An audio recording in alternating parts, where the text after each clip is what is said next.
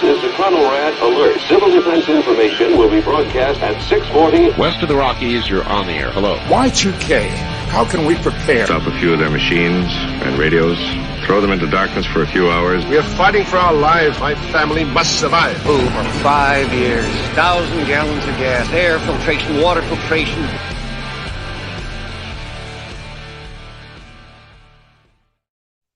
At you from the frozen tundra that is East Central Alberta, Canada, streaming live on YouTube, Facebook, Twitter, Twitch, Rumble, and Odyssey, plus a whole bunch of other places tonight. Welcome back to the workshop where we create community, find freedom, promote preparedness, and share success. I'm Toolman Tim. Today is September the 10th, 2023.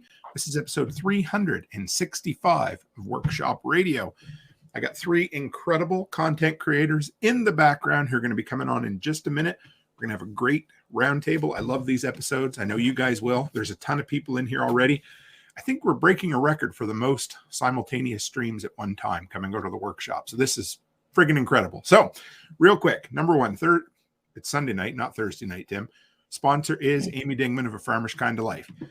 If you're looking to get your ass kicked just a little bit while smiling and accepting it that it's sweet advice, then give her a chance. If you're looking to fill your ear holes with a little bit of motivation every single week, go to afarmerskindoflife.com. Somebody who isn't just a fellow content creator, but took a chance on supporting the workshop and is a friend of mine. So give her a shot. Number two, Self-Reliance Festival's coming up. I believe everybody who's going to be around the table this evening is going to be there. So if you want to meet up in person and kind of experience the power of in-person connections, selfreliancefestival.com, pick up your tickets. You've already missed the early bird deadline, but that's okay. We got all kinds of really cool, interesting cats and characters going to be there, so give it a shot. And finally, this thing has blown up. And if you're within, a half a day's drive of Hinckley, Illinois, I would love to see you there. We are having a workshop / Two Chicks Homestead get together. Last count, we think there's going to be something like 30 people there, all from this little tiny get together that wasn't supposed to amount to more than a couple of folks. So we're going to have some fun.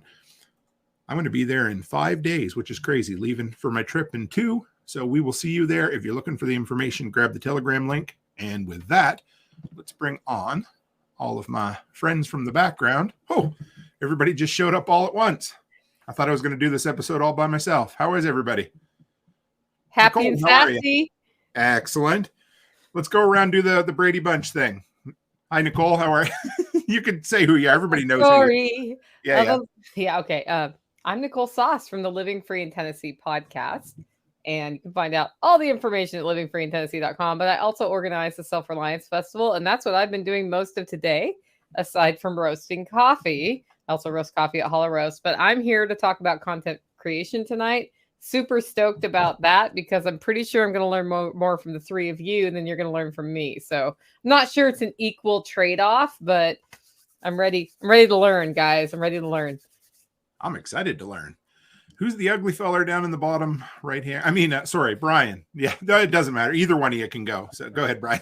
I'm Brian with the Lots Project. And like Nicole said, the lotsproject.com is you can find everything about me. I do a podcast every Monday through Friday morning and then an interview show Monday evenings. So 6 episodes a week and make a bunch of content. And I was hoping to learn a bunch from all of you. So I don't know. This show might be short and sweet unless the audience has some tips. I think we're going to do good. And then our longest term content creator directly beneath me, the guy who shares a name with a semi-famous TikTok wrestler, Backwoods Butcher. How are you, brother?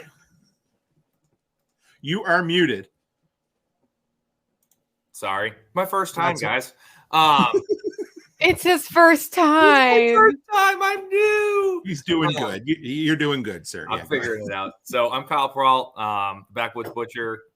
You can follow me on YouTube and stuff like that. I've been putting out butchering tutorials, just kind of stuff around the farm projects, just kind of basically it's almost a vlog, but more educational. I try to basically break down what I'm doing and hopefully it's helpful to some people. We've been kicking it up on TikTok a bunch. I've been trying to make my presence known more over there. So we've been having fun. With all that, but yeah, I mean, I think I did the math today. I think I've only been making content like 5 months, and it's been an insane 5 months. Like the amount of work that has gone into it surprised me, honestly. I was like, this will be pretty easy. And the amount of work I've put into it and how much I've enjoyed putting in the work has been awesome. Wait, so Kyle's kicking ass and taking names on TikTok. And what's been your biggest video so far over there? And I know it's going to be a good one. So we can all learn from Kyle. He's really... I'm literally so new at TikTok. I've only been like consistently posting on TikTok for about a month, like maybe a month and a half.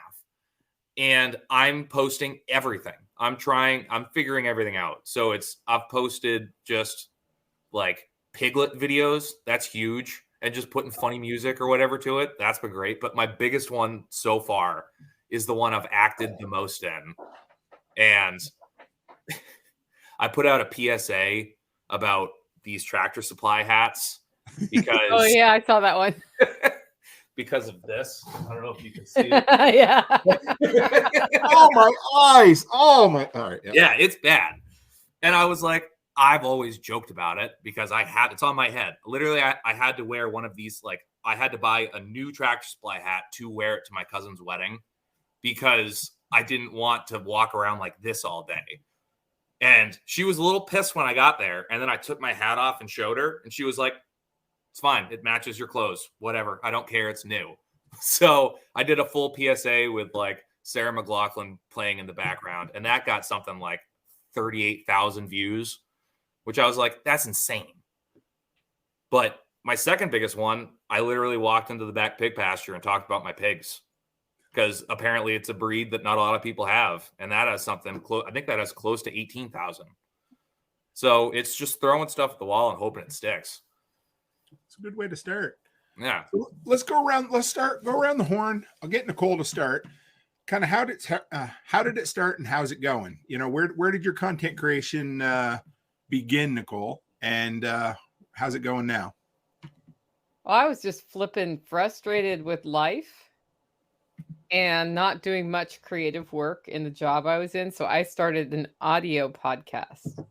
So I always feel like I do video, but I don't do video. I do audio. And so I struggle a little bit with like the TikTok platform and some of those other things that I'm slow on the uptake, but I'm getting better. And I think when I first started, my first podcast had 87 or so downloads. And one was me, one was my mom. And then my second podcast had 14 downloads. Woo! And then it grew from there. And really when I got past episode 20 is when it started taking off. But I've done a pretty slow grow over time. What do you think? The slow grow, is that the way to do it, do you think?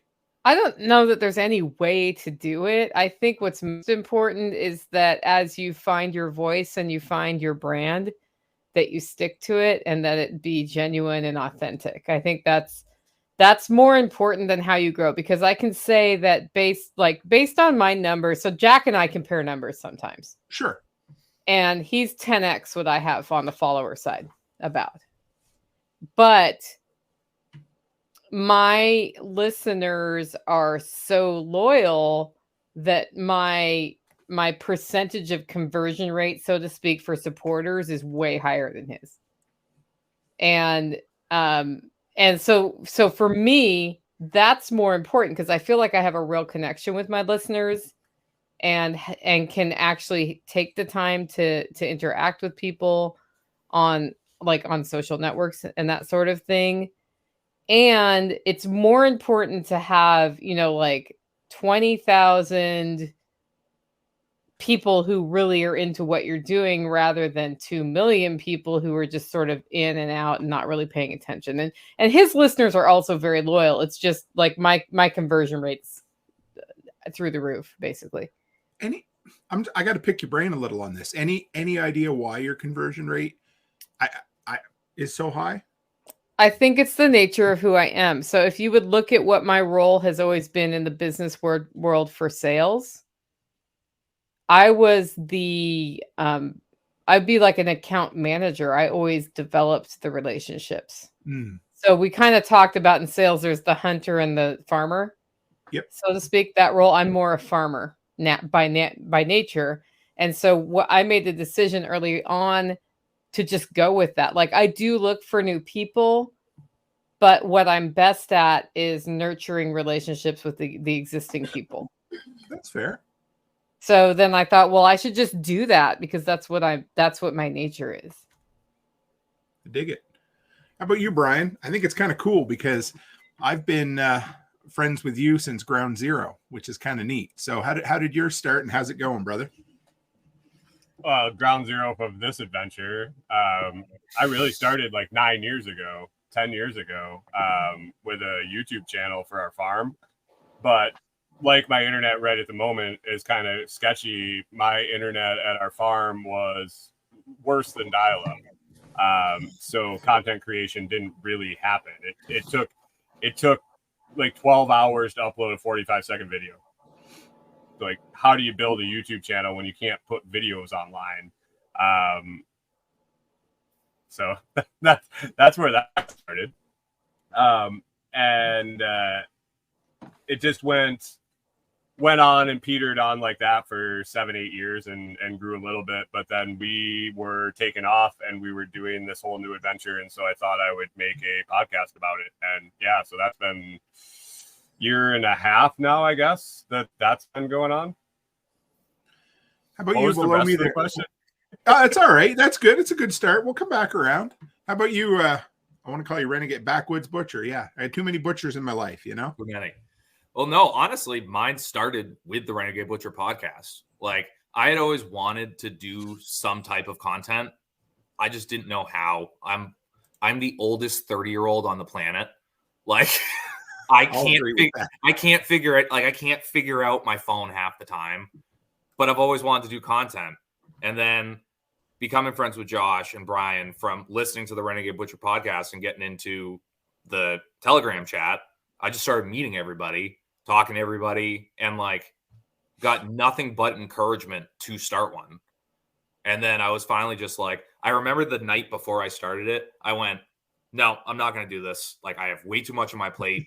Because I still do. It's insane that I stacked this on top of like running the shop, running the farm, 2 kids under 5, like everything.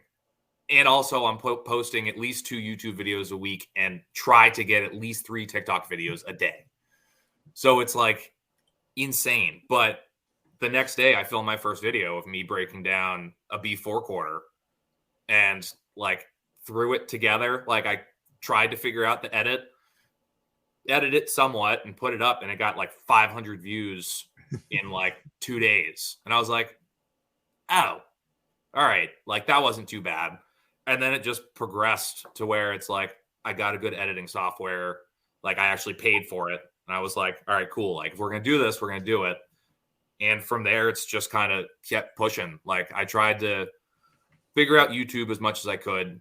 Once I got that to a point where I'm comfortable with it and like figuring it out, that's why I've been on TikTok so much, trying to like boost that. But it's, again, I've only been at this 5 months, and it's funny because I don't even have a real barometer for how good I'm doing, because it's just numbers. Like, I don't really know, because I looked it up before this. Like, at 5 months, I have 353 YouTube subscribers, and I'm like, that's pretty good, I think, but it's. So anybody can take this one. Okay.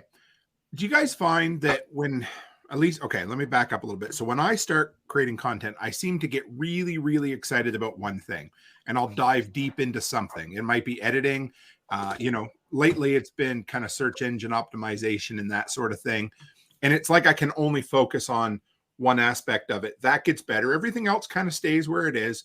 But then, I jump to the next thing. Anybody else like that with kind of diving into content, or do you just sort of go by the wayside? Who wants to?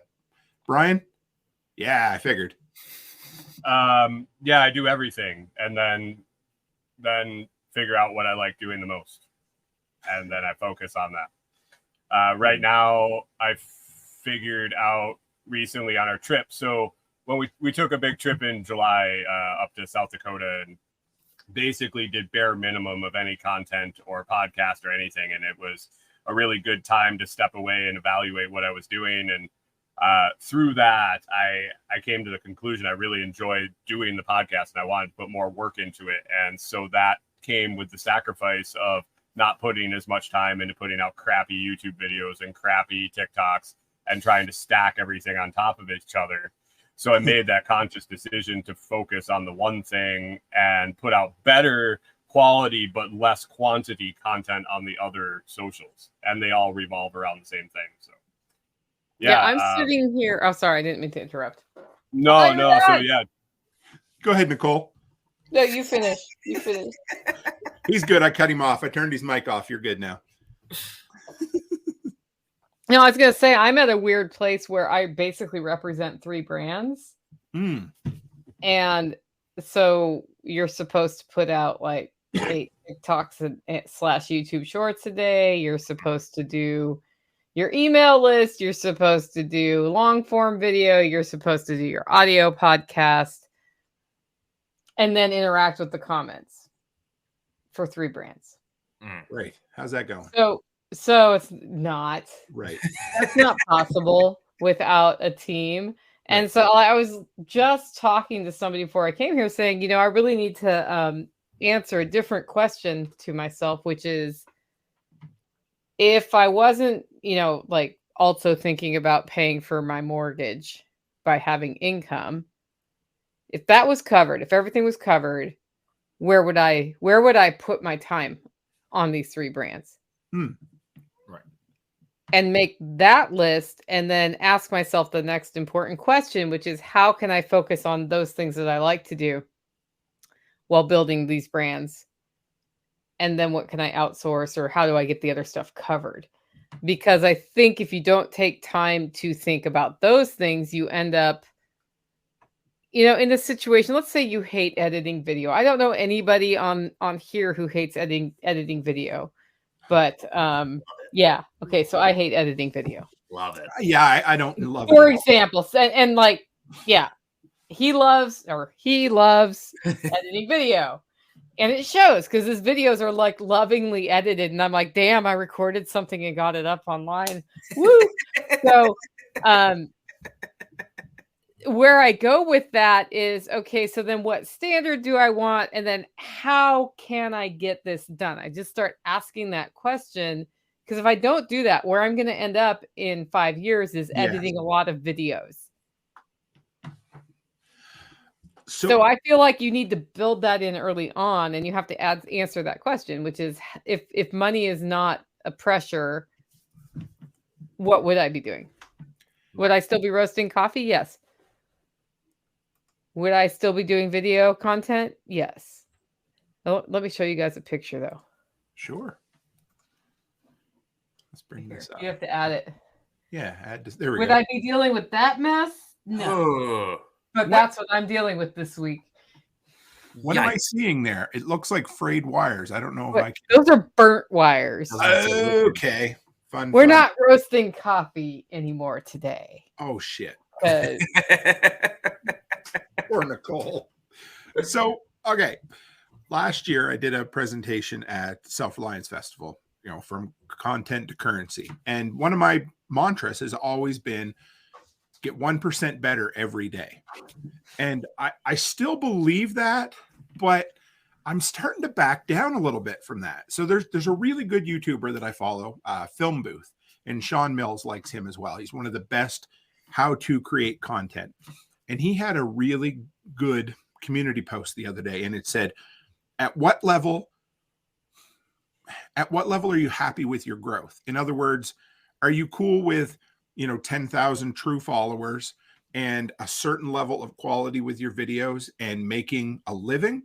Or are you going to go balls to the wall for your entire life and try to become Mr. Beast? And I realized, I don't want to be Mr. Beast. That's for sure. So I need to figure out where my level of quality is and leave it there. And it doesn't mean not improving something, but it does mean get to the level of quality I'm happy with and not introduce more workflow or more work hours on top of it. Does that make sense, guys? Yeah. Anybody else? Go ahead there. I've thought about that a lot because again, I'm new at it and I'm trying to figure out where my spot is in it.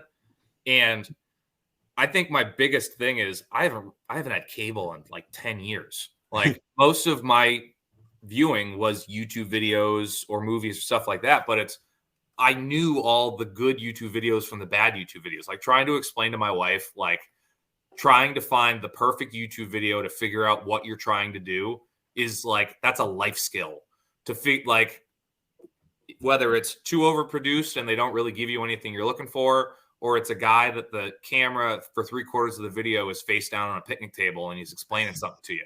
Like finding that middle ground of like, this was a helpful YouTube video, but it wasn't like crazily done. That's where I've like looked at and wanted to be. I want to be in a spot where it's like, yeah, I'm not jumping out with confetti every time I like pop into frame, but I'm also like, could you please though? Just one. Now that I say it, that would be great. I mean, you know, with your tag tank me in top that video. Yeah. But it's also not like just coming up from the dirt like, this is me. Granted, some of them are, but it's with editing and trying to figure out like the best way to do it. It looks nice and it's educational. Like that's the biggest thing because I don't want to be Mr. Beast. I want to like be able to supplement my income with this. Because I've had people say that to me. It's like, oh, you're going to like become YouTube famous and then you're just not going to work again. I'm like, well, obviously right there, that tells me you don't watch my YouTube channel because it's what I do for a living. So I need to do both, or I need to do one if I'm going to do the other. And it's also something I love to do. Like I love being a butcher. I love working on the farm. And it's one of those things, if I can show people that, that's why I do it. Like, I think that's something that I've also liked. I haven't really kitty cornered myself. I try to do one butcher video a week and one farm video a week. So it's like I'm best of both worlds. People are seeing different stuff off the channel. But then it's like this. I pulled this out of the freezer because I needed some content. So I just did like a full series on getting this done. I was really hoping it wasn't going to be a body. Oh boy. Yeah, what's the butcher going to hold up? Yeah. It's like, it's always a risk. But like, that's our boar that unfortunately we had to put down. And I'm like, I've always looked at his head and I was like, as soon as that pig dies, I'm Euroing his skull. Because he just looked cool. And I was like, all right, cool. But it's one of those things. It's like, yeah, we'll throw that out too. Of like, this is how you do this. So go ahead, I Nicole. think that I don't measure myself in terms of how many followers I'm going to get or how big I go. But my underlying mission has always been, can I spark somebody else to go do something better for themselves or take ownership for their lives or start home. It doesn't have to be start homesteading, but something. When they take that step and realize that they are responsible for making their life the best they can make it, they choose freedom. When they choose freedom, then it's one more of us, whether or not they're a homesteader or a prepper. I don't care. I care that they feel empowered to make the choice. So when I look at like how big do I want to get, I want to just as many people as possible hand them that little freedom flame. And then I want them to take the flame and go blow on it and then hand it to somebody else. And the more of that happens, that's my success, really. The rest of it, yes, I need to pay my bills and we've developed this community that needs nurturing and interaction, and I love seeing what the community does for itself. But I don't worry at all about how big I am on YouTube or any of those things. And you're damn good at that too, Nicole, because I remember last summer. So we're, just over 12 months ago, I was out mowing on an acreage, and I was just at the point where the podcast was really starting to pick up a little bit. And I had kind of ran through all of my topics that I'm, fluent in, right? And you just happen to have that episode where you were talking about, hey, every so often you have to go back, and because new people come all the time and you're not the same person you were a year ago. And that was exactly what I needed to hear that day. And it's funny, the things that stick with you, because that's kind of become my philosophy, is going back to the well over and over again, because people tune in to hear certain things, because that's what you've built your brand and that's what you share. I mean, for me, a big part of it is entrepreneurship, and I have to be intentional about, because I'm passionate about the freedom that entrepreneurship gives for you.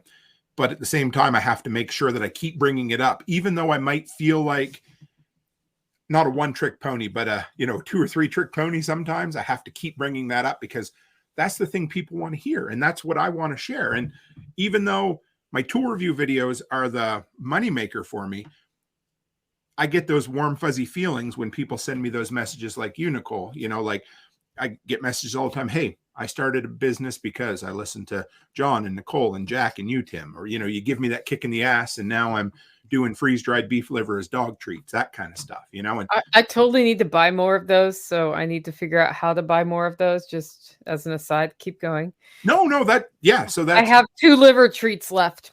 And our dogs love them too. Yeah, I do. So I did that to you 2 weeks ago. I sent you that text 2 weeks ago. Yes, you did. That's true. Yes. I need confession time here, guys. And maybe you guys are better at this than I am. I will have full-on conversations with people, and then they will talk to me like 6 or 9 months later, and we're like, we had a great conversation at Self-Reliance Festival. And I don't mean to do that, like I feel I did. Okay. Real confession time. I had Jason on the show last week, Jason from Kentucky Sustainable Living. And twice in our conversation, I totally forgot we fucking talked at Self-Reliance Festival. Like, does anyone else do that? Or is that just, okay, all right, good. So the best thing you can do to a content creator when you walk up to an event is say, hi, Nicole. Jenny, we talked at the last event about, and then you say about chickens or whatever. And what will happen is my brain will be like, oh yeah, there's this memory, chickens, Jenny, your face. And it goes, blah, blah, blah, blah, blah. And I'm like, okay, now I know who you are. And it's not that I wouldn't have known who you were eventually, but if you connect the dots for me, and I try to do that when I see people too, like every time I see Joel Salatin, I'm like, hi, I'm Nicole Sauce. Like, right. I'm smoking at your event and I'm really blah, blah, blah. And, and because he meets like so many people, and it's not that he doesn't necessarily remember, it's that you're giving him that lifeline, connecting the dots, and then it all comes together for him. And he's like, okay, yes, I remember who you were. Yeah, it's more helpful your than screen offensive. name. Yes. Oh, yes. Screen name. I learned that when I was working in politics, because I'd always be walking up to these prominent politicians and I'd be like, yes, we met at this event and that event. We talked about that. And they always appreciated it too, because otherwise they're pretending to know who you are. Yes. Well, that's also always the hardest thing, is half of these people that we talk to every day. There are people that I talk to every single day, and I do not know their name. I know their screen name.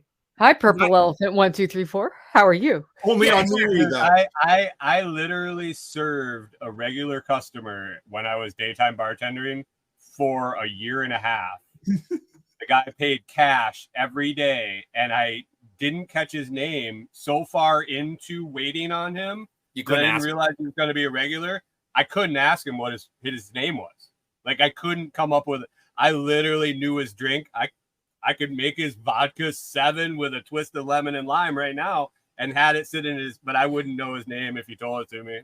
I had the same thing. I had a customer when I was working retail. The husband and wife, they would come in every day. They came in every day for 3 years, and I would cut them 2-inch strip steaks to the point that we were friendly. I ran into them in other stores, and we stopped and talked. I still have no idea what their name is.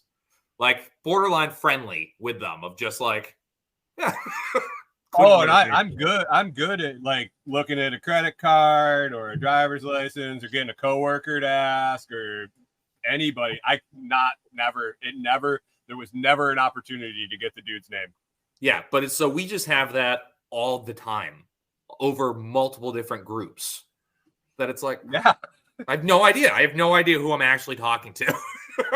I mean, I literally there's people with different screen names on different platforms, and you talk to them, and I get them confused. Screw that, man. If you're in multiple different platforms, if you are a presence on the internet, get the same screen name. I swear to God, that's happened to me 4 times. I'm just like, I don't know who you are. Then you feel bad because it's like you should, I guess. I don't know.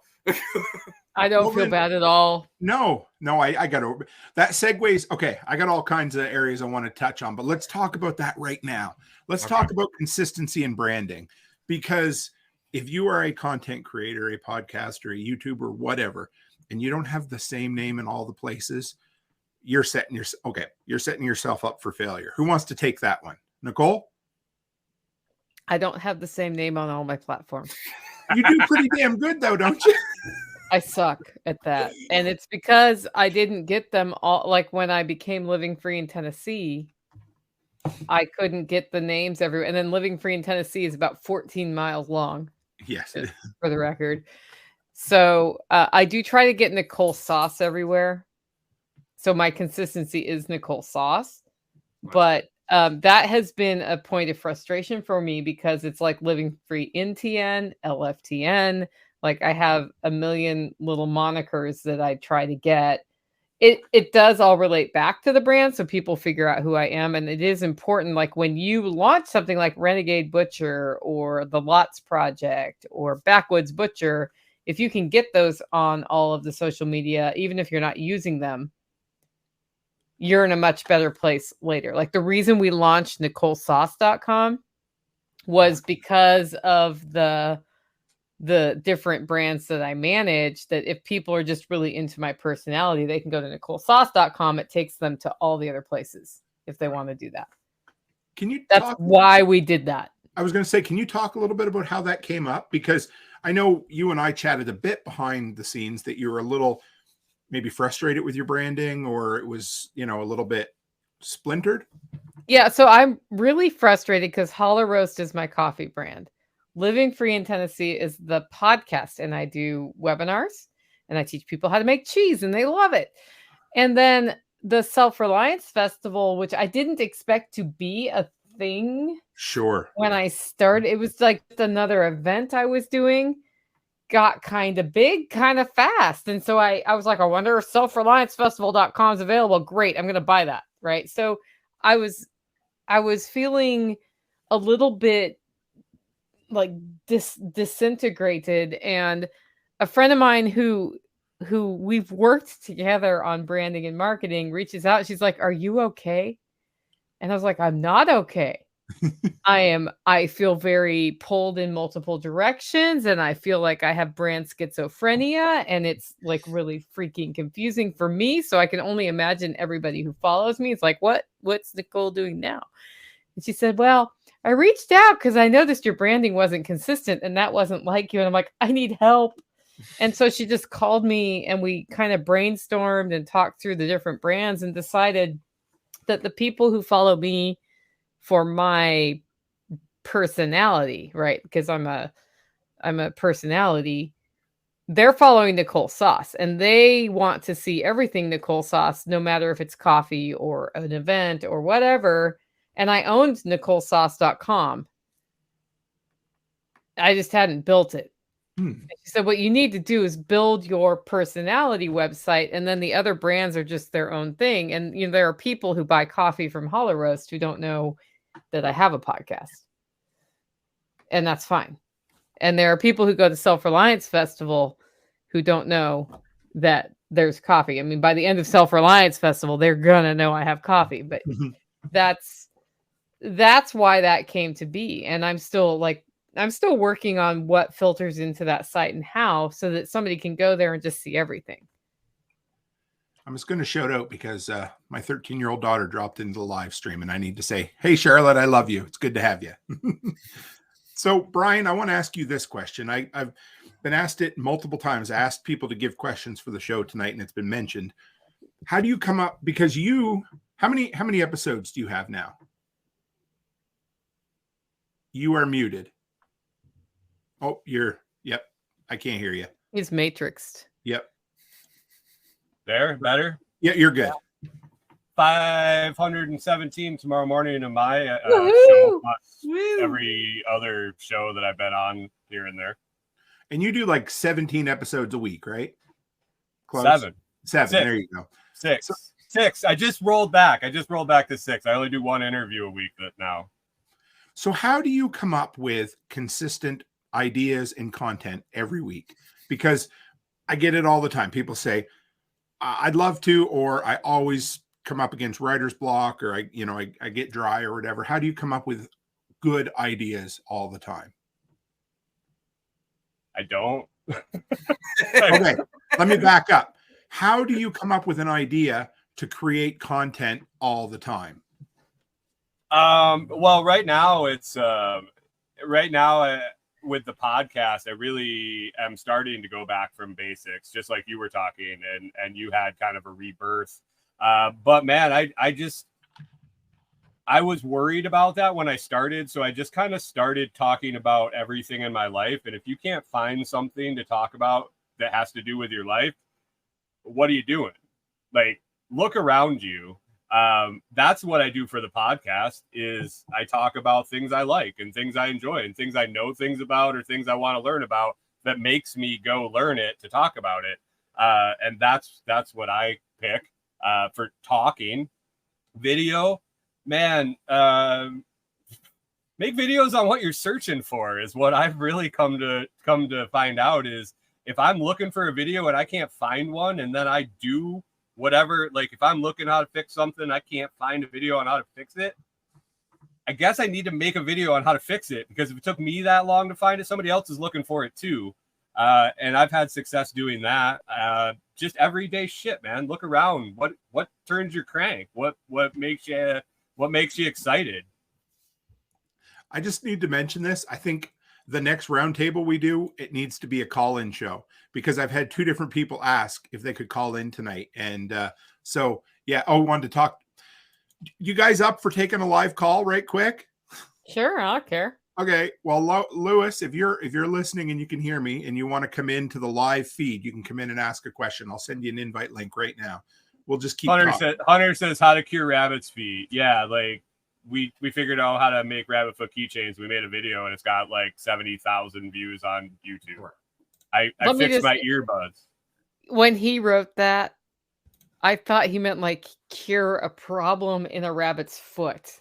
Like athletes, not like make a rabbit's right? foot so I can hang it on my keychain. Like there was that moment. But no, I agree with that 100%. Where it's like sometimes you're like, I don't even know if this is good content or this was a good one. Like I've put out a couple of videos that I'm like, yeah, we'll just toss it up because I need content this week. And I did a pig. I like skun out a pig with a new knife I bought, and it's sitting at over 10,000 views right now. And I'm like, I just tossed that up on like a, hey, we need to get this out. But it's, I also do a podcast too on Saturdays, Meet the Critters. We're at episode 21, but that's already taken. That's right? The one, isn't it? I was pretty pumped. I was like, holy crap. Once you make it over 20, man, it's like, it's a benchmark. It was. I was like, and then like 500 is another benchmark that I did not hear about. Yeah. But it's one of those things where it's like, it's already had 3 different evolutions. When I first started, it was, I was going to break down one breed of livestock and talk about its history and where it is now and this, that, and the other thing. I was so excited about it until I went live. And I remember that I read at like a 3rd grade level, and it was just me talking to a camera, reading notes. And I was just like, I sounded like I Am Sam. Like that's what it sounded like. And I'm just like panicked. And I'm like, okay, bye, click. And now it's progressed to the point where it's, I have farmers, homesteaders, producers on, and just what it's turned into, honestly, is like a therapy session in the industry of just like, man, this sucks. Like, this is hard. I don't know why we do this, but I love it so much. And this is why I love it. Like, but there's always that down drop in the middle of it where me or the guest or together, we're both loathing in what we're doing.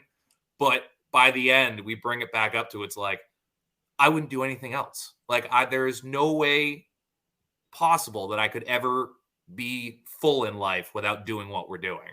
So that's been fun to like go on that roller coaster in an hour with a guest and try and figure all that out. I really think sharing your low points are important. Like today, Huge. my roaster, like I showed you that thing. I couldn't roast my last roast. Yeah. Because it wouldn't get hot enough. And I'm like, why is this not getting hot enough? Probably because this part I've been trying to get for 6 months is not here. And I realized I had to get the thing and it was going to take days. And I went in and I sat down for 20 minutes, just completely unable to function, unable to do anything, completely discouraged with life, with a to-do list about 14 miles long because we all have one of those. And I was like, what I needed to do today was like work. And sitting here for 20 minutes is not on the agenda. That exact feeling is why I still. And then, yeah, but Tactical was in Nashville doing a project on a rental with my friend who owns the rental with me. And he got back and I was like, we need to drive up to the sheep and I need to look at babies. That's what I need to do because that's why I do it. It's like so cool when you see the little babies because they're ridiculously cute, even though you know you're going to totally kill them and eat them, but they're ridiculously cute. I've got 10 piglets right now. I have that emotion every single day. I know. I looked at your piglets today to cheer myself up. That was you guys are so adorable, but I'm going to kill you and it's going to be great. You're going to be bacon. I give my boar so much attention. It's probably unhealthy because I'm like, you're probably going to be about 500 pounds and I need you to love me. I need you to be the happiest boar on the face of the planet. Here's some marshmallows. I love you. Goodbye. Like, yeah. Well, and I think it's important to take those times. I think it's important to share the low points and to share what you're doing to reset yourself because we don't always talk about resetting ourselves. And, you know, I'm going to be completely overwhelmed between now and the end of October, basically, because it's like one prepper fest after another. And then it's Christmas coffee roasting season. And that's that way every year. It starts in September and it ends in December. And then I close down for a week. And I do that for a reason because you have to give yourself time. And it's okay to work hard, but sometimes it's also okay to reset. For sure. Many years ago, back in like 99 to 03, I most people know this, but I studied to be a pastor, which is about as, you know, antithetical to what I do. I guess there's some similarities to what I do right now, but one of the things that we were always taught was always be looking for illustrations or sermon ideas or whatever it happened to be. And of course, this was pre-smartphone days. This was the day when I had a PDA. Everybody remember Palm Pilots with the little fold up? Yeah. So anytime you'd see a cool story, you're supposed to photocopy it and throw it into a file folder. So I do that now, but with this. So anytime, no matter how stupid I might think an idea is, I write it down I just have hundreds of notes of things that might make a good idea for a show. And if I hit that kind of wall where I'm like, I'm not feeling anything right now, you know, I'll start digging through that and eventually I'll find something. And so that's kind of my emergency fund for show ideas and also if you're like me, don't let it sit for 5 seconds, even 5 seconds and the idea is gone. So write it down immediately. And see, I'm like that on TikTok. Like I've always been like a reference guy. I think that's why I do like decent at TikTok is I've always been that guy that'll just quote movies or random songs or stuff like that. So then going into TikTok where all of that's there, if I go through, because that's half the thing of getting good at TikTok is watching a ton of TikToks, which sucks because it makes me feel so lazy. But it's like I'll usually do it if I'm like the kids are napping or something like that, and I'll just be scrolling through. But if I hear a song or I hear a sound that I'm like, I like that, and I could probably make a video of that. I don't know what the video is going to be yet, but I might be able to. I'll mark it and have it like to where I can find it again. And that saved my ass a bunch. And some of my biggest videos from that, because it's like something happens, I film it, and I'm like, I know exactly what I'm going to put behind this, and it worked out perfect. So we have I guess I do call this workshop radio, the soundtrack to getting shit done. And quite often we open the phone lines, which really aren't actual phone lines anymore. So I don't know Lewis Brown at all, but He just came on and he wants to ask us a question. So, Lewis, can you hear me okay? You'll have to unmute your mic. You're still muted. Turn down your radio, sir. Oh, did we lose you? A big fan. And there we go. Just like that. See, I feel like I'm on C-SPAN. Anybody else watch C-SPAN? And did anybody else hear that? So that's good. I'm surprised we didn't get a Howard Stern call. So that was just excellent. So anyway, moving right along from that. How about the answer is yes. Yes. Okay, go ahead. We don't know what the fuck that was, but that's okay. So anyway, I think I knew who that might have been, but we'll just leave it at that. So from there, we talked about ideas. How about breaks, Nicole? You talked about the importance of taking time off. And I was thinking about that because I'm coming up to a month now of being on the road, 40 days probably, actually. So how do you set yourself up for actually being able to take on some time off? And then, Brian, you can go. I have no idea, Tim. I have no idea how one takes time off because I don't take time off until I collapse. I was gonna say, what's that? Like literally, that's what I do. It's not healthy at all. But I will say, like the couple of times I've gotten some reset, I just walk away and shut down. I schedule it. And that is the thing I need to work on most. So sorry, it's not a good answer. I have no advice here. I'm like really bad at it. Let me back it up and rephrase the question but because what you said was you took time off when you need to take time off, right? So that is an answer. That's not a pat answer by any means because you do it when you need to do it. So you travel quite a bit, right? Or right at least now. You're starting to. So how do you make sure you have podcasts for when you're on the road? I schedule in recording of the podcasts when I'm on the road. And I also pre-record things. So I have 2 podcasts ready to go right now that if I have a really hard week can come out. And nice. I'm pretty sure tomorrow one of them's coming out because the ceiling is not hung at the duplex all the way. So I'll be back in Nashville tomorrow. So you try to keep a couple in the bag? Yep. I have a couple really good ones in the bag right now. So they're coming, and I had kind of thought I'd use them during the week of Self-Reliance Festival, but as I said, I'm pretty sure one's coming out tomorrow. I'm going to throw this. I still struggle with that just a little bit because especially when they're really good episodes, I've been collecting interviews through the summer. You and I did one, John Pugliano. I got one with Paul Wheaton, and none of them have come out yet. They're all part of a bigger plan down the road, right?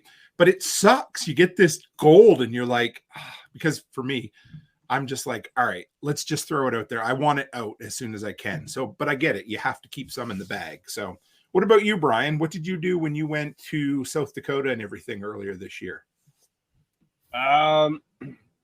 Figured it out, did it on the road, dialed back everything and just said, okay, for a month, I'm just doing my show, bare minimum. That's it. Just my morning, enough to get it, enough to be prepared to do it, to record it, to upload it, and have tomorrow ready. And so it was taking me like an hour and a half to 2 hours a day. And it drove me nuts. And I started having anxiety about it. And about halfway through the trip, I told Corey I needed to work. And so her parents and her went to Mount Rushmore, and I worked for 4 hours. And it was almost one of the most amazing experiences of my life. Isn't that funny? But it's cool. I get that, Brian. I do.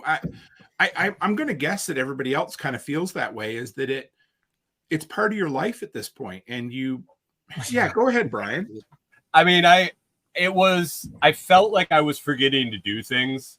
I have such a routine. I have it's just, I don't want to say it consumes my life, but it is from the time I get up, like you said, writing down ideas, jotting down things on your phone, replying to comments here and there. It's not necessarily every minute that I'm awake, but it consumes from the time I wake up till the time I go to sleep. So when I have to try to dial that back and just do it for 2 hours and then try to enjoy myself, I'm going, what did I forget to do? What did I forget to do? What did I forget to do? And then did I set my show up for the morning? It's like, and so I needed that to be able to do it for 4 hours. And it was, yeah. And then I was good for another couple weeks where I didn't freak out anymore. Yeah. So it's go ahead. No, it's Backwoods. No, because it's like, I get it, but I'm still flying by the seat of my pants with it. I don't have all my podcasts are live. I think I've only done one pre-record, but it's because it like worked out that my friend was up to do the podcast.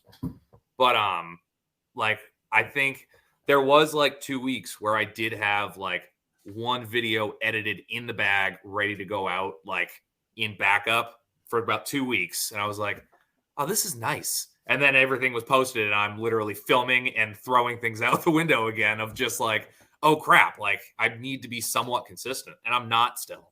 I'm trying to set myself to do Tuesdays and Thursdays of videos during the week. But it's like, when I finally get to it, it's craziness because I'm at the point now where I'm still doing everything on my phone. Like from filming to editing to doing all the posting and all that stuff. So it's like, it gets to the point where you're killing yourself with it. And I don't know, I'm still finding the balance with it. So let's talk about that then. I'll start with Nicole. How important is it to set a regiment or a schedule or, a certain time every week, kind of having a routine to make sure that you keep juggling all those chainsaws? I have a fairly strict routine every week. So this is the fiction of working for yourself, that you can just do whatever you want, whenever you want, right? That's part of the motivation. No, so Sunday I start working. I work hard on Sunday and Monday and Tuesday. Like those 3 days in particular are the heaviest days of work for me. And then Wednesday, it's like I can finally look around and say, okay, what am I going to be when I grow up? And like do some forward thinking stuff. Thursday is a video recording day that's new. So Tactical and I record videos and I roast coffee. And then Friday, I like if there's ever a light day, it's Friday for me. So I try to end as close to after my podcast is out, like live recorded and out. And then it's all home. Like a day off for me is like, oh, I get to go to the garden and plant stuff or work on the homestead. That's actually a day off. So it's not exactly a day off. So it's very like every day has a dedicated primary focus, whether that be household or work. And then when I travel, that messes everything up because I'm not home on the days I'm supposed to be home doing the things, whatever the things are. If it's recording a podcast, it's a podcast. If it's roasting coffee, it's roasting coffee. So we look at the week every Sunday for the rest of the week so I can see where the conflict points are. And then I have to readjust. But what that means is that when like somebody just drops in on me here because I'm home, it's like, no, like literally I'm working more hours than I've ever worked before in my life at my house. It's not that I'm at work and then at home and can hang out. And so that can be a little weird. I think when you figure out your rhythm though, it opens up opportunities for efficiency. So, like having dedicated days for coffee roasting for me has made it so that I'm not roasting coffee every day for a little while, which takes transition times. And it's reduced the number of hours I have to roast every week for the same number of orders. When you and I and, oh dear, forgot his name already, the Scythe guy, the guy for, is it John? Brian. No, John. Sorry, John. Oh, geez, Brian's right there. Yeah. So when You're right. When you and I, when we were talking the other night there, as far as scheduling goes, we talked about being able to do things in lump sums or, like big, as opposed to doing a little bit every day. It was better to do a whole bunch in one sitting. But the downside to that is that exact thing you just talked about is when something unexpected comes in, it really messes up your plan for the day.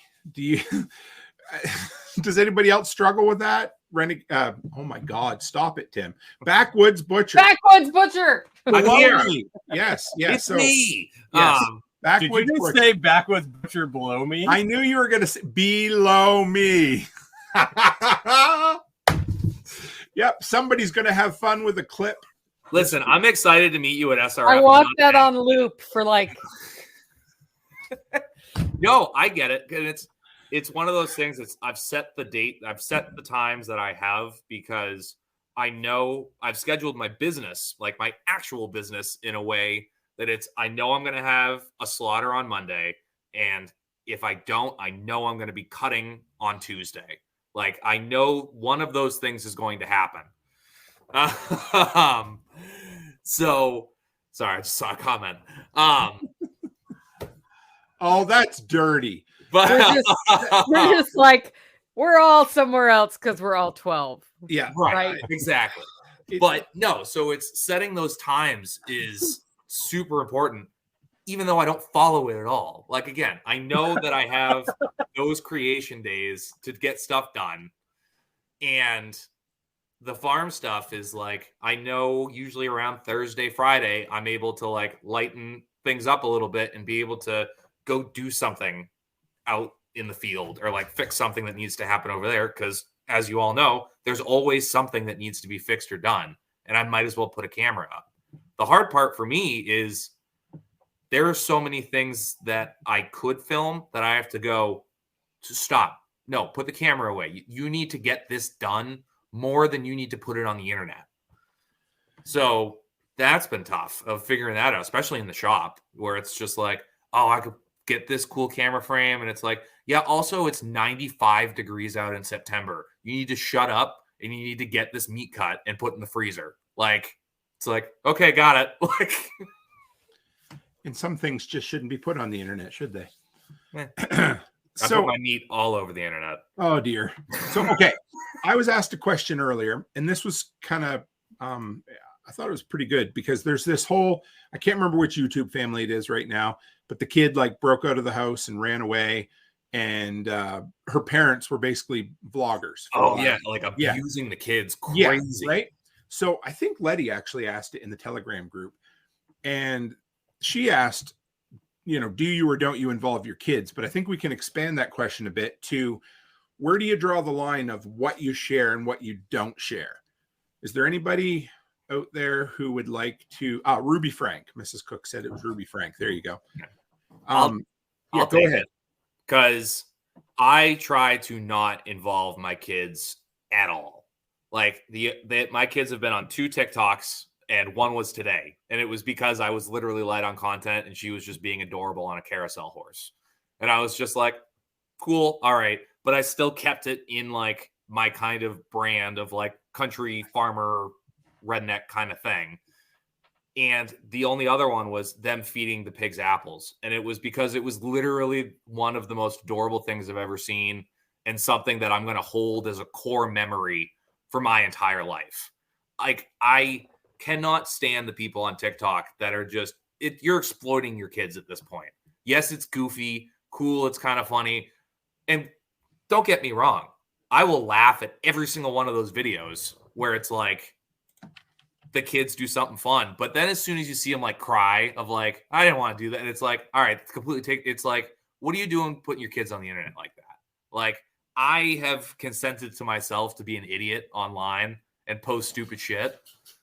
My kids haven't, and they're 4 and 1.5. And it's also, they're just weird people out there that it's like, I don't really want my kids out and about on the internet. So that's where I'm at with it. Like, it depends on what it is and what the actual video is itself.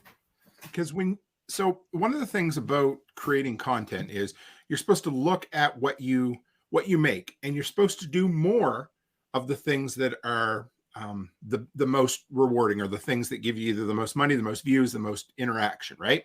And so I think what maybe happens with these family vloggers is, mom and dad, the kid cries, and this is the big video. So the next time, oh, well, we need to find something. You know what I mean? So I'm not absolutely not justifying what they did, but I think they probably started out of a, pure intentions or, neither good or bad.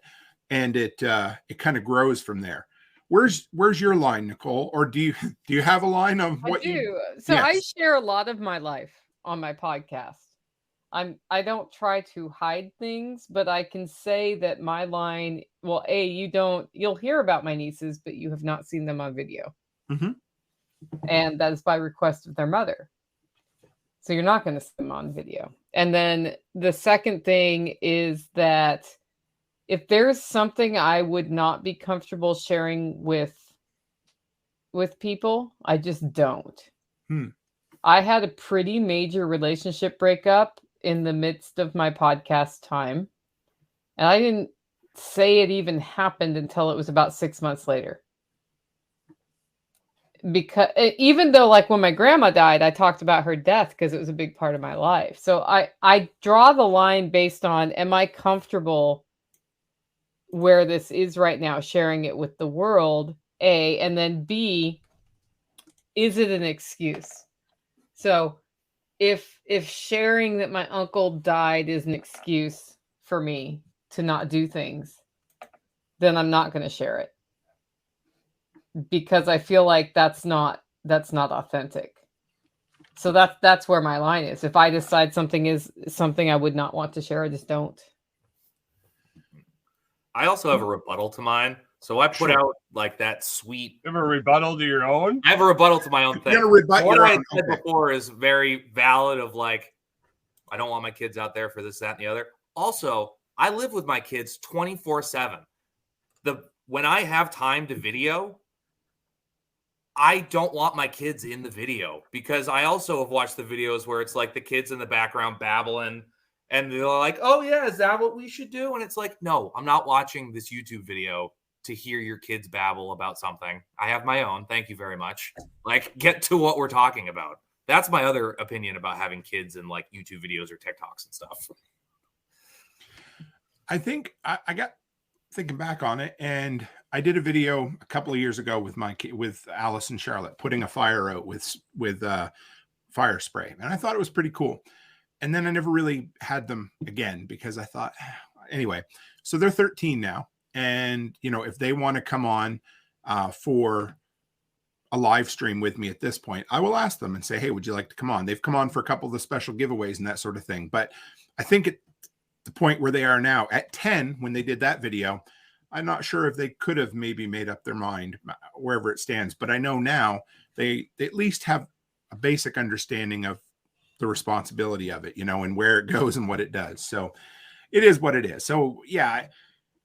And there are, I try to share a lot of our struggles. I try to share, the good and the bad of entrepreneurship, but sometimes there's just days that fucking suck.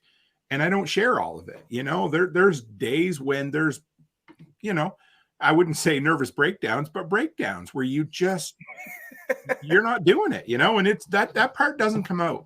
And I will share my failings and I will share lots of bad things, but there are just certain days that certain things that I'm just not going to share. And I don't even know if I don't think I could write in a book what that exact line is, but I know the feeling that comes with the things that I'm not going to share. And okay, I want to ask you guys something, because I actually had a long conversation with Chris Dixon the other night, a little while ago. Where does the line of obligation end? And now I don't mean this, I don't know how to ask this without sounding a bit like a dick, but we create everything. We have a community, and we Just be a dick. Yeah, I know. Yeah, okay. just be a dick. All right. So here's the deal. I had a guy send me a message about something. So what people will do is if I don't respond to the YouTube comment, they will send me a PM on Facebook. They'll go and add me on Facebook. Sometimes I get it. Sometimes I don't. Didn't notice it. A week later, I get a second message from same person, basically saying that I owed them a response to a video.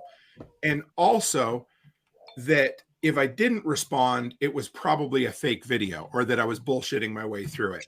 Anyway, I'm not so much worried about the fake part of it.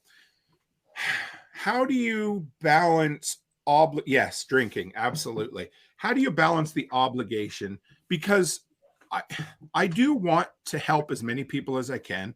I do want to answer as many questions as I can. What do I owe someone? Do you know what I mean? I don't even know if there's a question there, but fucking somebody start talking so I can stop rambling. Goose egg! Goose egg! You don't know of anything. Nothing. You put the video out there to begin with. I absolutely agree, but I want someone else. Yeah, go ahead. You owe them enough. You owe them as much as your personality and like who you are as a person affords.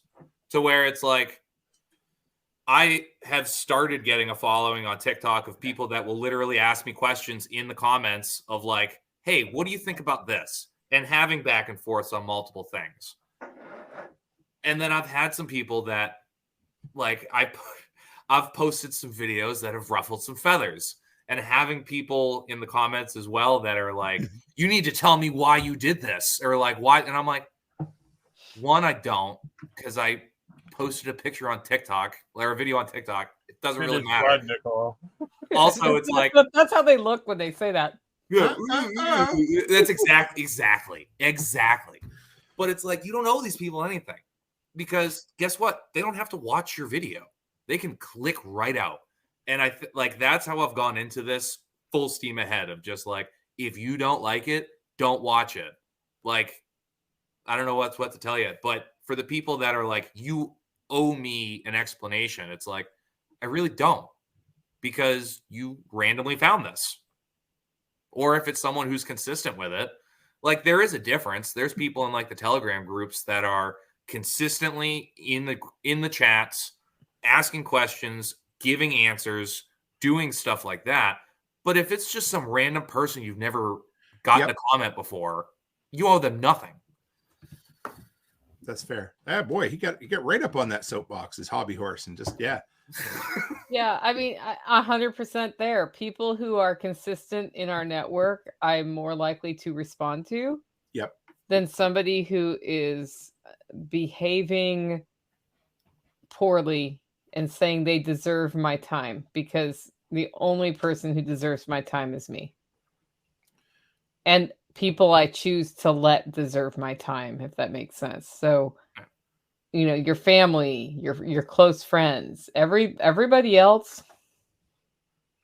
It's the "what have you done for me lately" thing. Mm-hmm. Like, I'm going to guess the person did not appreciate my response. I give them the response, but the main response was, you know, if you're going to ask people questions like that, I can guarantee you ain't going to get very many nice responses from most people. And that's where it left it. So yeah, it is what it is. Right. So, Michael Paulus, I can see that chat. So I assume my channel chat is coming through the chat feed, by the way, but I don't know for sure. What about, I got to ask this question 3 or 4 times today. Where is it? Right here. Canny Couple. How many hours do y'all spend a week? Just, I know. And this is like asking an entrepreneur, how many hours a week do you spend on your business, Nicole? You know? So my pat answer is I spend 40 hours a week on content, because I know it's that. It's probably more laying in bed, watching things and get it, you know what I mean? But for me, because this is a full-time business on top of my other business, 100% I spend at least 40 hours a week, but I don't know, you know, I bet some weeks it's 20 and some weeks it's 100. So what? What about you, Nicole? Do you know how many hours you spend on content? I have no idea. I know it's 20 to 60, but probably closer to 40. Sometimes it's 30. It's a lot.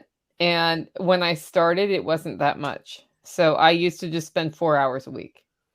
And I think that's the purpose of this discussion, is how do you build it, right? Right. So start with 4 hours a week. Do that consistently. And then more will come. But people a lot of people lately have talked to me about like, you're doing a lot and we don't know how you're doing all of that. And I'm like, I don't know how I'm doing that either. It's just, it's on a schedule. So I do it. And, what it looks like is that it's hard to not be creating content when I have other things to do. And so if like I'm hanging a ceiling sheetrock, for example, which is totally what I've been doing since last Tuesday, I'm hanging a ceiling for a number of hours, and then there's like an hour of content, and then I'm hanging the ceiling again. That happens. And the other thing that happens is that I say no to stuff that is gonna interfere with the content schedule, because there are people expecting delivery at a certain. In fact, I think I have an episode out that's silent right now. Really? Yeah. So I exported the file and it had the metronome on, and it was going tick, tick, tick, tick, which is super annoying. And people told me. So then I exported it with the metronome off and posted it, and now it's just like, ooh, it's like no sound at all. I love it. Yeah. But that hasn't been fixed because I've been hanging the ceiling. And so it's like when you get into something that requires you to be in the real world for a number of hours, stuff starts falling through the cracks on the content side. And that's, I'll be doing a podcast about that, I'm sure, because it's hilarious on one like on the one side, it's funny, but on the other side, it's also like, this is why you have to download that a second time, because I screwed it up, because I don't know why, but yeah. How about you, Alexovich? How many hours a week do you spend on content? All of them. Yeah. I mean, it really depends on what you're talking about. Back to like the schedule thing. Mm-hmm. I just try, like, I know what I have to do for each episode. Like, I know I have to have an outline for a 40-minute discussion. I need to have, like, in the morning is when I prep my first 15 minutes, because that's just about what I did yesterday or tomorrow or today or whatever. But that bulk of the episode, since I've changed and shifted how I'm doing my show, I know what I have to have for that. So I started yesterday. For next week, and I'm already done with Wednesday or Thursday. I don't know what I ended up through today. But as the week progresses, then I get to work on a Blockstream Jade video that I'm supposed to have out like 3 months ago. But now I've changed how I'm doing long format video. Like, I'm making sure it's right before I put it out, instead of just getting it done and throwing it out there. And I'm also doing all the follow-up videos before I post the first one, because I never go back and do the rest of the videos. So if it's like a how-to and then an explanation of stuff from the how-to and another video, and I always would do the first one and be like, oh yeah, next week I'll do the next one. Yeah, next week was 4 years ago. So yeah, I'm doing it all before I release any of it now. That's an important strategy for a content creator, is do the stuff you hate the most before you do the part you like the best. Mm-hmm. Mm-hmm. Yep. Yeah. Because if you don't, it's the old, again, back to my preaching days, but one of the favorite illustrations you always heard from pastors was, put the rocks in the jar first, then the gravel, then the sand, then the water. Because if you try to do it the other way around, if you put the sand in first, you're not going to get any of the rocks or the gravel. So get the big things, but also the things that you hate doing, right? Simple as that.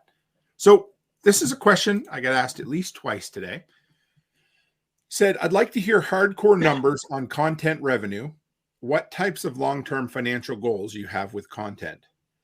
This is a tough one, because not a lot of us like to, whatever, I don't mind, but it is what it is. So what's your long-term goal, Nicole? And you can answer as much or as little as you want with content. Are you where you want to be? Do you want to be further? What's the deal? I would like to be further than I am right now. I'd like to 10x my subscribership. Just from a raw numbers standpoint, my revenue model is I make money on selling coffee, on selling tickets to events, and then the memberships and the other things, like in that order. So I mostly sell a product. Mm-hmm. As part of content creation. Oh, I get ad revenue from YouTube and stuff like that, but it's like this much. It's that much. It doesn't really matter to me at all, which means I can say whatever I want on YouTube because I'm not dependent on it. So for me, the revenue model has been dependent on me figuring out how to make money. So sponsorships, you're looking at $2,500 a month or so, or $2,000 to $2,500.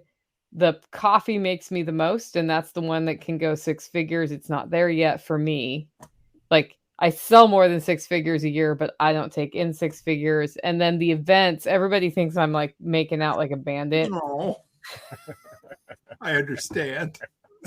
Yeah. Yeah. I did okay in March on Self-Reliance Festival. I took in $10,000.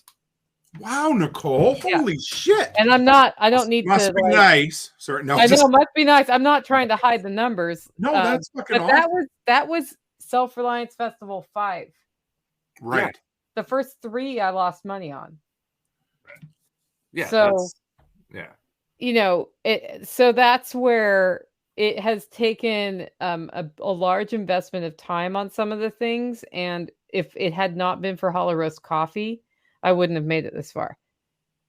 For me, that's like my specific thing. What I find with content creators is everybody finds a different way of making money. Right.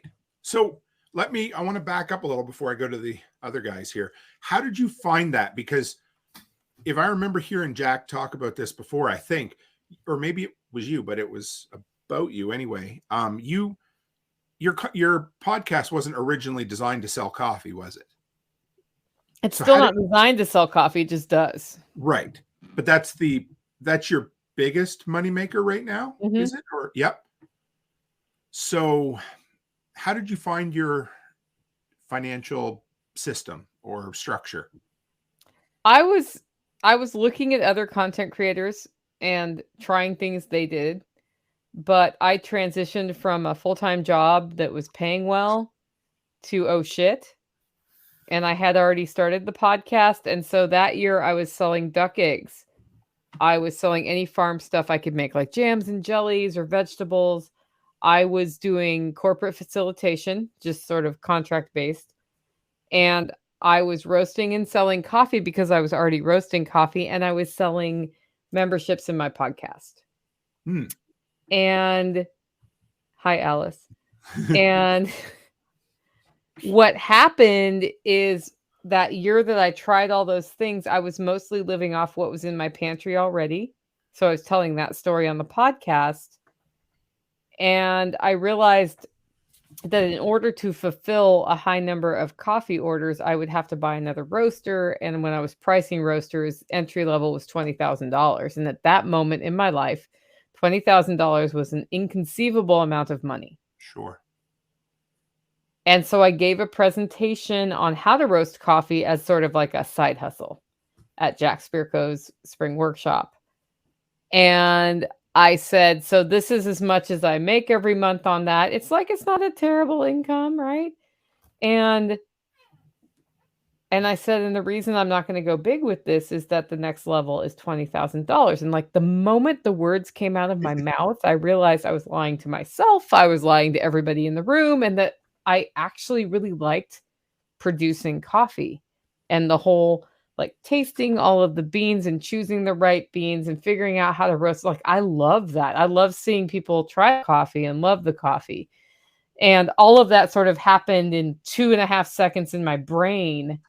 And I realized I am going to buy the $20,000 coffee roaster. I just don't know how I'm going to buy it. And right after that, Brian Norton came up to me from Food Forest Farms, who's also a really good coffee roaster in our network. And he said, well, actually, there's this $3,000 option you could get. It's like sort of the middle ground. And I bought that roaster. And that's why that happened. And it was really just after trying all of those things, realizing the one thing I loved doing was the coffee. And then I started talking about the coffee on my podcast. And now you all want to buy Hollow Roast because you just heard me describe coffee, right? HollowRoast.com. And that's how that happened. And I think because I already had a following and because I'm a genuine person, people were willing to try the coffee. It is damn good. I had a cup of Hollow Roast Dark this morning, and I'm going to run out just about in time for Self-Reliance Festival. How many pounds am I bringing for you? Because, pre-order. You can bring me 4 pounds, and I'll send you an email because you'll forget. I know I'd forget too. So how about you, Brian? Because we talk a lot about this, and you've been doing 2 years into this now, or is it 3 years into this now? Heavy like a year and a half, 2 years, probably. Like you're at like 3 years, right? I think I'm a year behind you. Yeah, I'll be 4 in February when I launched it from Nicole. Yeah. So I'll be 3 end of the year. Okay. When I switched, I kind of started looking at things a lot different. When I made this adjustment recently. Before I was just kind of going, I gotta get enough followers across the board to make money, blah blah blah blah blah. And it was just more, build. I read something, or when I was digging into how to really figure out what I want to do, I saw something that said treat each piece of content like its own product. So every podcast episode, treat it like its own product. It needs to stand alone, but it also needs to show everybody else what every other podcast is going to be like. But then also have a blog post for it and social media for it, and treat each one as it is. And when I started thinking about it like that, I was like, okay, well, I'm going to send a TikTok out, and I don't care. I got 800 and some followers on TikTok, and I get the 250 views. Or, you get to that different level and you get 400 views on every damn video, every single one. It doesn't matter if they start out with 200 and they go to 250, or they start out with 6 and they go to 249. But you know what that is? That's 249 pairs of eyes that I get to give a message. And if I told Nicole that every time she grabs a bag of coffee and goes, hey, she could have 250 people look at that and an opportunity to sell this 250 people. Doesn't matter if I have 10,000 views. I can't sell to 10,000 people. Right. I can sell to 250 people at a time. Why not? It doesn't matter. Do what you're doing right now. Have goals. Like, obviously, the more people that are there, the more views you get, the more conversions you get. But at this point, it's okay for me to have 250 views. It's also okay for me to have a YouTube video or a Facebook one, thanks, Tim. What are those reels? End up going over like 1.5 million views, and my Facebook subscribers went from like 197 to 2,800 in 3 days. I mean, that shit happens. But I'm okay with the lower numbers. Like, everybody gets frustrated. I'm only getting 250 views. Man, there's a lot of times when I was trying to sell shit before I started doing content creating. If I had 250 people to talk to, that would have been tickled pink. I think the key is the only person you should be comparing yourself with is yourself, for the most part. Yeah, there is that. That's huge. Yeah. But realize what you have. Don't throw away. Don't discount what you have at this point, hoping for what you want to have down the road. Obviously, work for more, but don't throw away what you already have. Well, but I think that question usually comes from the point of view of, I want to quit my job and be a content creator. Yeah, right. Then be a content creator and market to 250 people. Sell a product that you can market to 250 people. That's all you need. Because, okay, do you want to go ahead, Rent? I don't know what that product is. I wish I did. Well, I think the other big thing is, like, I was thinking about this today. All 4 of us sitting here do such drastically different content. Right. Like, we're all in the same community for sure. But whether it's my long form animal processing videos that are on a teetering point of getting pulled down off of every platform every time I put them up, like, and I do everything I can. Like, that's half the reason I get into editing so much, is there is a high probability that some Karen's going to see that, report it, and go, that's animal abuse. And it's like, no, somebody paid me to shoot their cow and cut it up so they can eat it later. Like, that's what that was. It's been happening since the dawn of man. Like, I don't know how else to tell you this. But, yeah, I don't even know. I got lost on that one. It's okay. I almost did that a few minutes ago. So, well, it's also, so if you're trying to quit your job to be a content creator, you can't, like, none of us started our content business to get rich off the content. Right. And that's so I because I was a marketing consultant for so long, a lot of people are like, I need my podcast to be bringing in 6 figures by month 2.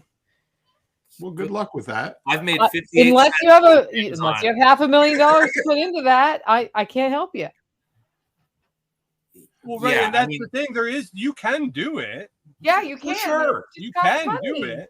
Or you might get lucky. I can also walk outside and find a lottery ticket that's a winner. You know, But I mean, but it's also, Yeah. guess what? You need to do Why? the work. Yeah, you have to do really it. define why you're doing it. Like for what was it, a year, almost 7 months, I did it before work every morning.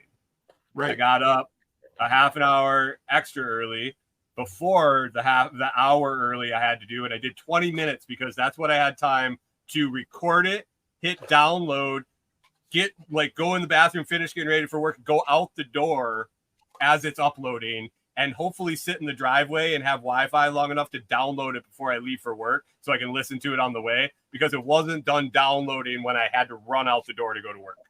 That's when I started my podcast. And that's why I do it on StreamYard, because I didn't have any internet. I was paying for megabytes of internet per megabyte.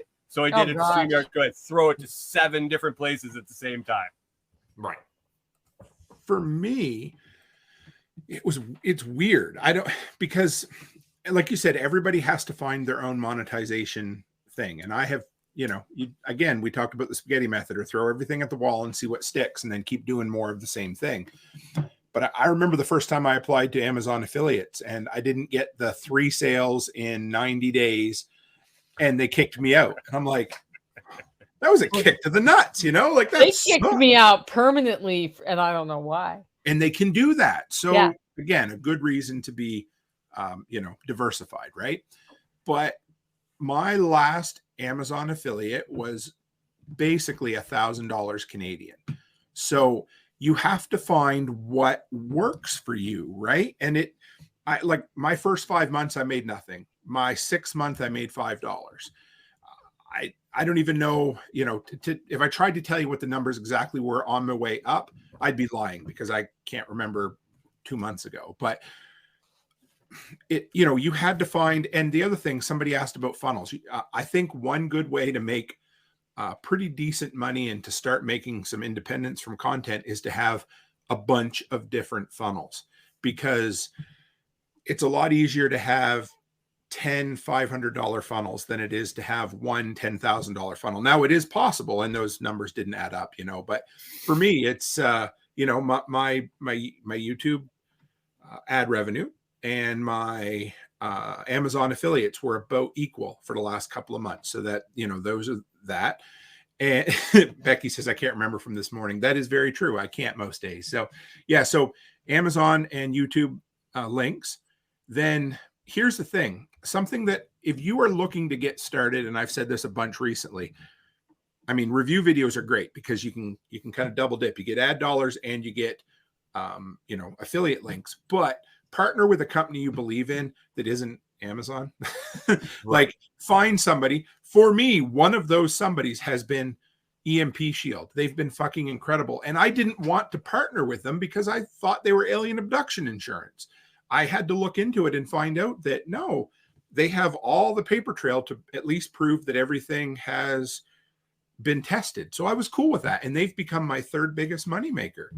Batrix is another one. I don't have one here. But so anyway, what I'm saying is find products you believe in and partner with those companies directly without going through a middleman. If you can figure that out, you can make money a lot quicker than if you are going through the 3 to 4% that Amazon will give you. And also look at offering affiliate money if you do something. Yes. So that took me a little while to figure out, but it doesn't hurt me to offer a commission when somebody sells a Self-Reliance Festival ticket. Right. My goal right now, and it has been from the beginning, because right when I was starting, I was reading an article about, they were asking how much they make online with content creation. This was 12 years or 8 years ago, 7 years ago. And he said, I don't know. And I couldn't turn it off if I ever wanted to. He seeded his money everywhere, affiliate links, blog posts, and there's so many small trickles of income coming in over the years and years and years of creating that he did, and plugging away and plugging away and plugging away. He can't turn it off. Right. That's a great goal. Okay, the Batrix thing. Let me. This is kind of an interesting story, but TikTok. As a Canadian, I can't make money on TikTok because whatever. Anyway, that's what all us Canadians say because it's just an excuse to not try. So I have the Batrix video blow up. Cool. All right. So the company all of a sudden is selling a metric shit ton of batteries, and they don't know why. So they go searching, they find me, they reach out to me. They're like, hey, we'd like to promote your video. I'm like, sure, give me $100 and I'll be happy. And they paid me $100 to promote my video, and there was no strings attached. So then they sent me a bunch of free batteries, and then they hooked me up with an affiliate code. And so I did a YouTube video on it. In the first month, I got nothing from it. The next month, I got $3 from it. The next month, it was $30. This month, it's going to be like $150. Sweet. So that's the type of thing that you just keep building, right? And yeah, also keep your, you need to be not disingenuous. It has to be legitimate, something that you are willing to work with, something that you can stand behind and not be a shill, because that becomes a problem. I'm going to throw, does anybody out there watch Tyler Tube? Anybody know the Tyler Tube YouTuber? He's got about 1 million followers. No. He just did a video this week on Temu. So I've been doing a couple of videos on them because it's a trend and I love it. Mine aren't sponsored. So his was sponsored, and it was like an infomercial, and his followers called him out for it big time, and it hurt his brand, So just be careful on that shit. Go ahead, Brian.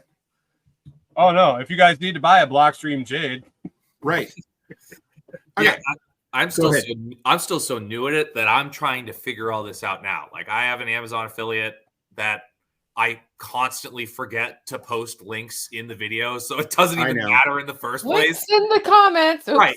I'm so awful about it. And it's like, I've reached out to a couple other companies to try and do stuff, but it's also, I'm still so new that it's like, it's one of those things. I don't know if you don't know if you don't ask. And it's like, I do have some, like, I would love it if Tractor Supply sponsored me at some point, or like Red Brand Fencing, because I've done. Could you put it up on fencing fanatic, I hear. But like stuff like that's in the same vein, where it's like, yeah, I would be happy to sponsor, like, to show off your equipment that I use every single day. But again, I'm still so new that I'm just like trying to gain the followers to be able to make it worth it for these companies to do that. I got to get a sponsor for those America tank tops. Yeah, I should. I really should. So I should just do a line of my own.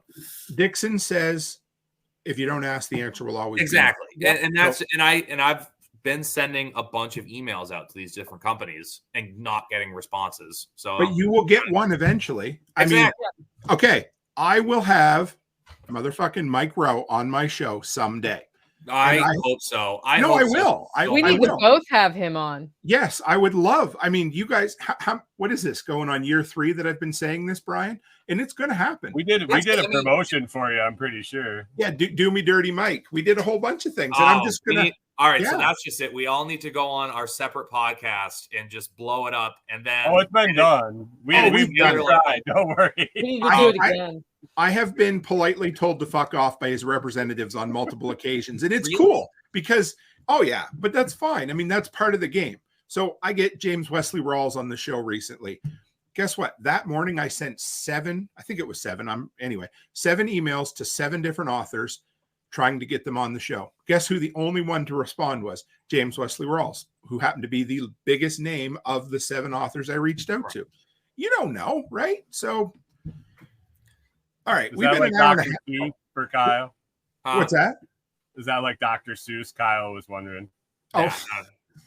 Oh, that's dirty. That's really mean. Are there pictures? Are there pictures? One more question that I want to ask you guys, and then we'll do an ending question after this, but this one came from Sean Mills. And he said, do you currently have a space that you use for content creation? Have you always? And do you see a difference when you didn't to when you did? You can't tell where I am. Here, let me see if you can see. Watch, this is going to be awful. Oh, Jesus. There we go. Born in the darkness. Yeah. So, what's Nicole got there? What is that? A microphone? No? Let's see if I can get this to do its thing. So, I think it's important for no other reason than it keeps all your shit in one place. Yeah. Because I'm the type of guy who I'll get up at like say 6 o'clock on a Monday. Not that I do that very often, but when I do, I'm like, I'm going to knock out a whole bunch of content. And then I will just spend, is that your old camera, Nicole? Yeah, this is a new camera. Oh, Look, okay. It's my computer. Oh, there you go. Yeah, I don't know how to set it up yet, though. Sorry. Yeah, so, no, it's okay. So I'm the type of guy that in the past, I'll spend an hour or 2 hours looking for all my shit. I'm like, okay, where's my tripod? Where's my microphone? Where is the friggin' booster pack that I was supposed to use to test for this video? So for me, having a dedicated space makes a huge difference in productivity, I would say. Nicole's like half black. I'll be back in a second. It's fine. You're good. How about you, Brian? Do you have a dedicated space for creating? Yeah, you're looking at it. Called your house, right? Yeah, there isn't a whole lot of room to do a lot of dedicated space for anything in my trailer, but sure. The same kitchen table I use for a work desk, some place to eat, some place to be entertained, and all the other stuff. Yeah. Mine's just my living room in the back. We have a section off the back of the house that's kind of turned into a man cave. And I was like, I'm doing a podcast. I'm getting a podcast station. And this is just what I've thrown up. Like, it looks good. I need to remount this skull lower because it's freaking awesome. But it is awesome. Kyle has a man cave where he brings all his mans. So I've always had a dedicated space, and apparently I got a new camera, and I was like, I'll play with my new camera on this podcast live, and then I'll knock over my studio lights live from Sunday night. They like literally fell over. It's camera antics. Oh, go ahead, Nicole. Yeah, I was gonna say I've always had it. Right now, I'm in the corner of my bedroom. And I'm going back to my office. I used to have an office, but my mom was over here so much that I moved out of the office. So I was not in the guest room because it's a double guest room office. So I'm going back there because she has not been here, because having this tiny corner in my bedroom's a little weird. But it is nice to have a space. I created a space in my workshop at first. So originally it was just wherever I could film, but then eventually I stripped the walls down and painted them all black out in the workshop. And I liked that for a while, but I kind of fell in love with my podcasting studio down here, which is basically my office that we painted entirely black now and renovated it, and it works. So, but for me, I really like shooting my review videos outdoors. I like the natural light. It just looks really good, but come wintertime, that has to stop again. So Yeah. Minus 30 kind of sucks. There is a thing though, because again, this is just in my house. Mm-hmm. So it's like, oh, let guests will come over. It's like, oh, let's go see the dogs. And they walk in and it just looks like a militia video. Like, this is where this is where we film hostage situations sometimes. Like, would you like to hear about the right? It's true. Like I said, my very first video looked like one of those terrorist underground cave videos. So it happens. All right. So we've been an hour and a half. I think we could easily do another one of these episodes down the road if you guys are up for it, because absolutely, there's obviously a hunger for people. And we're no experts, are we? We've just failed a lot and figured things out a little bit. So I'm cool with that. I just posted a TikTok about a pig that was talking about wieners. No, I am not an expert in anything. So let's we'll go around after, and everybody can plug what you're doing. But Nicole, what is your micro? What is your white whale, or the thing that you would absolutely, your big, hairy, audacious goal? What is it, Nicole? 1 million. 1 million subscribers? Mm-hmm. Nice. On YouTube, podcast, what? Or does it matter? Podcast. So I measure all of my stuff on podcast. The other socials feed the podcast. Okay. Nice. Doodle e-commerce just said, first time here. I look forward to seeing y'all again soon. I'm not sure which feed that came in on. It's definitely one of your guys's, but we love seeing new names. So thank you very much. How about you, Brian? What's yours? What's my what? I don't know. Your pie in the sky dreams. What are a couple of things that you absolutely would love to see, but you think, man, that's crazy, and I don't even want to say it out loud? Nothing's crazy, man. Anything's possible. Oh yeah. Oh, there we go. Yeah. That. I don't know. I try to make it till tomorrow at the moment, and getting everything kind of reshifted. I changed podcast hosts. I changed like all sorts of stuff. So all my metrics are just upside down. Jacked right up. at the moment. Yeah. It's so I don't even know. I can't tell you. Okay. I don't even have a timeline or a number. Start making some more money. Would you be happy with that? Sure. Yeah. Well, no. I guess more driving podcasts, unique listeners, and visits to my website from the podcast. Cool. How about you there, Backwoods? I finally got it right on the last time. Yeah. We made it. No, I'm still so new. I'm at the point where I'm like, I just want to be level with it. I want it all to be like, it's paying for itself in both like time and investment and stuff like that, and maybe a little more, and then just keep having fun with it. Like, that's the biggest thing. I'm enjoying doing it. And that's been the best part for me. And there's always this thing in the back of my head. It's like, I don't even care if anyone ever watches these videos. I can go back and I can watch all these videos about where my farm or where my shop has been 5 years from now. I can be like, can you believe I used to do it that way? That's crazy. And people listen to me. But just stuff like that. And then this is like my pie in the sky thing. I'm a big, like, I listen to podcasts nonstop and mostly comedy podcasts. And I've like had back and forths with comedians and stuff online or on Instagram or whatever. And I've invited a bunch of them up and been like, hey, you want to see some cool shit or like do content for your Patreons or stuff like that. Like if you want to do something crazy, because most of these dudes are in New York, like New York City. So they've never seen anything like this of just like, do you want to experience something and help me get more followers, but also it's cool content that majority of people probably didn't even know they wanted to see until it was already out there kind of thing. So if I can start creeping into like other realms that I probably shouldn't be in, I feel like I can hold my own, like just kind of backwoods funny wise, because I'm just that person in general of just like, I'll keep with a conversation. It is what it is. But if I can spread out my reach to not just the people I have, I think that'd be super cool. Because I still have that mentality of like when a child gets a new pair of sneakers, where every single person he passes that day is going to go, do you like my new sneakers? Do you like my new sneakers? That's half the reason I post videos. It's like, I bet you run real fast in those, don't you? You run real fast. So which comedian, who would you love to interact with? There's a comedian, you probably don't know him. His name's Tommy Pope. Him and Chris O'Connor do a podcast called Stuff Island. And on one of the podcasts, they had talked about like, one of them was like, it'd be so cool to see how like a butcher actually breaks down an animal. Like, I have no idea. That's crazy. I was like, ho, you guys want to see something? You go ahead and come up. And like, one of them's just super Italian dude from like Philly that like, they also do a cooking show on their Patreon. And I'm like, dude, come up. I'll show you guys everything. Depending on whose cow it is, I'll let you shoot it. Like, depending on whose cow it is. Come on up, guys. I'll show you everything.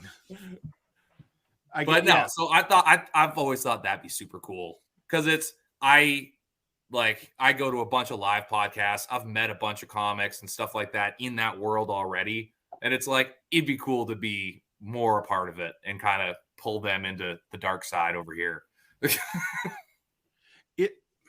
Kyle's in New Hampshire. Yeah, sorry, I'm in New Hampshire, northern New Hampshire. Get Bill Burr up there. I'm sure he'd come. Yeah, I mean, Robert Kelly's another one. He has a house an hour away from here. Then I've been a fan of him for 15 years. What about Dane Cook, man? No, screw that dude. Somebody else already is. So anyway, 14-year-old. I like what you talked about when you said to branch out into, because we're all in the freedom movement, right? But we're more than, I don't even know what to call us all, because we're all just a little bit different, but we're all in that, kind of anarchist space. But you know what's cool? Nicole's a singer. Brian likes gravestones. Kyle likes comedy. And I dig movies, right? So I remember the first time I decided I'm going to do a show that was centered around movies. And I was scared shitless of doing that, because I thought, I don't want to spread my wings into that. And I'm like, what if everybody hates it, right? Well, they didn't. Guess what? They didn't. And so now we do that shit sometimes. And I'm sure there's some people who don't necessarily like it, but it's part of who we are, so we do it. And I think as much as keeping your audience and your community informed, entertained, I think you also need to be challenged yourself and be doing things that you personally enjoy and are passionate about. And that changes too as time goes on, right? So, okay, let's go around the horn. Nicole, how do they find you? NicoleSauce.com. Oh, well, that was simple. Never mind, guys. I guess no. Self-Reliance Festival, Midwest Preparedness Project, all of it. I am actually speaking at the Midwest Preparedness Project in like 3 weeks. You are, so am I. What a coincidence. Oh, maybe we'll hang out. We should hang out. Maybe drink a little bourbon or something. Yeah, or some cognac. Maybe, I don't know. So, cognac sounds good. Oh yeah, it does. How about you, Brian? thelotsproject.com, LOTS. A lot of people said that they couldn't find it because they thought it was lost, and I didn't even know that I couldn't pronounce my own name. But thelotsproject.com, podcast Monday through Friday morning, 6 a.m. Central on YouTube, Facebook, Twitch, Twitter, and then the audio goes out after Monday night interviews. I'll be speaking at Self-Reliance Festival. And you're good at speaking. I know. When you and I get together, that's all we do. I don't think we even stop for a second to take a breath. We just speak. I've bartended for a decade. I had to talk for a living, and so that's where I learned how to talk, and I just keep doing it. And somebody listens. You're doing good, brother. All right, Backwoods Butcher. Besides being, the third most famous indie wrestler from New Hampshire, what else do you do? I am at Backwoods Butcher 603 on everything, and I am not good at speaking. So again, I don't know how I'm here, but I'm here. But no, so that is YouTube, TikTok, Instagram, which I do nothing with, and I need to do more of. I'm on. I do have a Rumble account. I've never posted anything on it. I haven't been on it in years. I need to figure that one out. But yeah, I post butchering and farming content on there. TikTok is everything under the sun, so enjoy that. We do a live podcast every Saturday, 8 p.m. Eastern Standard Time. Meet the Critters, where again we talk with farmers, producers, homesteaders about their journey with growing their own meat and stuff like that, trying to figure all that out. And then, this is exciting, I am going to be on TSP on Wednesday with Jack. Oh yeah. So I am super excited about that. I can't wait. I'm looking forward to it. He's also going to be at Self-Reliance Festival. I am also going to be at Self-Reliance Festival. Matter of fact, I think all four of us are going to be at Self-Reliance Festival. We are, and I will hopefully be doing something. We're going to figure all that out, but I will be doing something there. There's going to be a butcher off. Don't worry. Okay. They'll be selling workshop merchandise for me. If I have to get Jack Spirko to go up against you, there will be. Oh, yeah. Listen, I'll go against anybody. Let's leave it at that. All right, guys, this was awesome. Thank you.